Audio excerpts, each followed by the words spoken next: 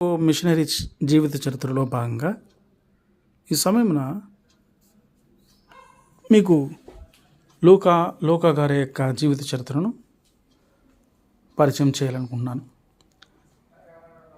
ప్రియ స్నేహితులారా, సువార్తికుడైనటువంటి లూకా గారు బైబిల్ గ్రంథంలోని లూకా సువార్త అలాగే అపోస్తుల కార్యములు అనే 2 పుస్తకాలని వ్రాశారు. ఈయన వైద్యునిగా విద్యాభ్యాసం పొందిన తర్వాత ఆయన క్రైస్తవ సంఘపు తొలి చరిత్రకారులలో ఒకరు. ఈ లూకా గారి గురించి బైబిల్ గ్రంథంలో అపోస్తులుడైనటువంటి పౌలు గారు వ్రాసినటువంటి పత్రికలలో ఇవ్వబడినటువంటి వివరాలు కాకుండా చాలా తక్కువ సమాచారం అందుబాటులో ఉంది.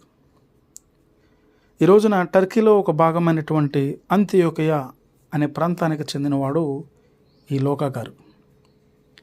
పౌలు గారి యొక్క మిషనరీ ప్రయాణాలలో ఆయనకి నమ్మకమైన సహచరునిగా ఉన్న లూకా గారు పౌలుకి వైద్యపరమైనటువంటి సేవలను కూడా ఆయన అందించడం జరిగింది.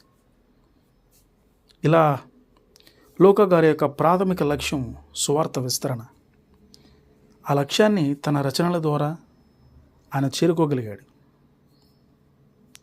అయితే క్రమ పద్ధతిలో వివరణాత్మకంగా వ్రాయబడినటువంటి ఆయన రచనలు యేసుక్రీస్తు ప్రభువు గారి యొక్క జననము, బాల్యము, ఆయన పరిచర్య చుట్టూ అలుముకొని ఉన్నటువంటి స్థితిగతుల గురించి మనకు మరింత అవగాహననిచ్చేవిగా ఉన్నాయి. కొన్ని క్రైస్తవ మూల పాఠాలు లూకా గారు వ్రాసినటువంటి సువార్త పుస్తకంలో ప్రత్యేకంగా మనము గమనించవచ్చు.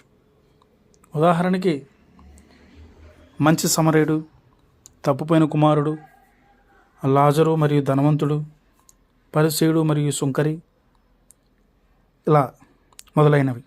అయితే యేసుక్రీస్తు ప్రభువారు ఆరోహణమైన తరువాత జరిగినటువంటి సంఘటనలపై ఆయన జాగ్రత్తగా పరిశోధన చేసి ఉండకపోతే ఒక చిన్న శిష్యుల సముదాయం నుండి ప్రపంచంలోనే అతి పెద్దదైన మతముగా క్రైస్తవ మతం ఎలా ఎదిగిందో ఊహించడం అనేది చాలా కష్టతరమైనది. అయితే లూకా గారు వ్రాసినటువంటి అపోస్తుల కార్యాలు 3 చారిత్రక కాలాలను అద్భుతంగా అనుసంధానం చేసేదిగా ఉంది. ఆ 3 కాలాలు ఏమంటే ధర్మశాస్త్రము మరియు ప్రవక్తల కాలం, యేసుక్రీస్తు ప్రభువుని పరిచర్య కాలం, అలాగే 3వదిగా క్రైస్తవ సంఘం యొక్క పరిచర్య కాలం. తన పత్రికలలో పౌలు గారు లూకాని తన జత పనివానిగా పేర్కొనడాన్ని బట్టి ఆయన పౌలు యొక్క మిషనరీ ప్రయాణాలలో పాలు పంపులు కలిగి ఉన్న సంచార క్రైస్తవ సేవకుడిని, అలాగే ప్రియుడైన వైద్యునిగా పేర్కోవడాన్ని బట్టి ఆయన ఇతరులకు భౌతికపరమైనటువంటి సేవలను కూడా అందించారని గ్రహించవచ్చు. ఆయన క్రైస్తవ సందేశాన్ని ప్రజలకు బోధించడమే కాకుండా రోగులను కూడా స్వస్థపరిచినట్లు తెలుస్తూ ఉంది.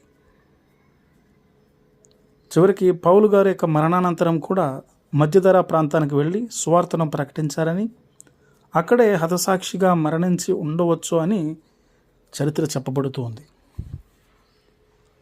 ప్రియ స్నేహితులారా, దేవుని పరిచారకులకు నమ్మకమైన సహకారిగాను వారి అవసరతలను సంధించేవారుగా మీరు ఉన్నారా? అలా మీరు ఉన్నట్లయితే ఈ మిషనరీ చరిత్ర, జీవిత చరిత్ర మీకోసమే.